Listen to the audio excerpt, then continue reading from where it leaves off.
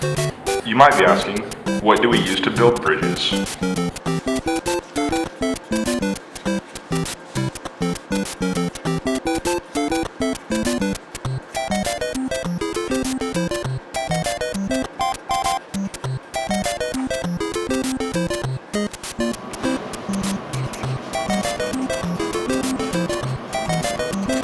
The main materials we use are stone, wood, concrete, and steel. Stone was a major building material used by ancient civilizations. Stone was abundant and reliable. Hence, many historical bridges are built out of stone. Arched stone bridges were most popular in the past. This is the Sant Joan de les Abadeses Bridge, built in 12th century Spain. Old stone bridge over the Ain River in France was constructed in 13th century. The stones were recently found, hence the color of stone bridges vary from place to place. This is the old stone bridge over the Neckar River in Heldenberg, Germany. It was constructed in 1593. This bridge was a key design element for the historic German castle seen behind. Wooden bridges or timber bridges are one of the first forms of construction of bridges used in the early civilizations. The most ancient form of timber bridges are log bridges. They are sawn by ancient people and placed over the river. Wooden bridges are used in ancient times because that's the material ancient people can deal with. Lightweighted timber made it easy to transport the material for construction of bridges.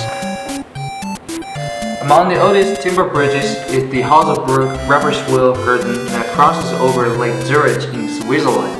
The prehistoric timber piles discovered to the west of the Siedmund date back to 1523 BC. It has a zigzag shape that connects the two sides of the river banks. Timber bridges have received attention in the United States because timber has the advantage of strength, durability, low maintenance, and cost. One of the oldest timber bridges in the United States is the Enoch Hills Timber Bridge over the Connecticut River that's finished in 1785. The view of this bridge looks beautiful with the natural landscape in the background.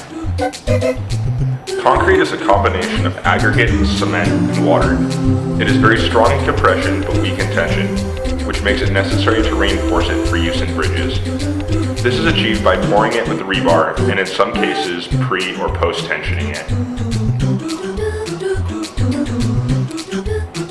An advantage of reinforced concrete is its durability. For example, the Stauffacher Bridge in Switzerland was constructed in 1899 and is still in use today.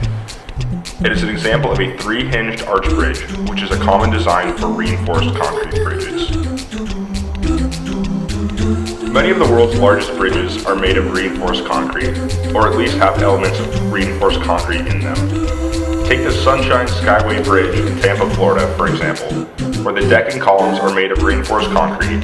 However, technically, it is a cable-stayed bridge due to the fact that the deck is held up by cables in the center. Another advantage of reinforced concrete bridges is their resistance to corrosion, which makes it a good option when building bridges that span over salt water. Other materials used in constructing bridges are iron and steel. Unlike concrete, iron and steel are strong in tension and weak in compression. Its properties allow bridges to span longer distances while using less materials. Iron was melted and treated, creating the stronger form now called steel. Eventually, steel became more and more popular in construction.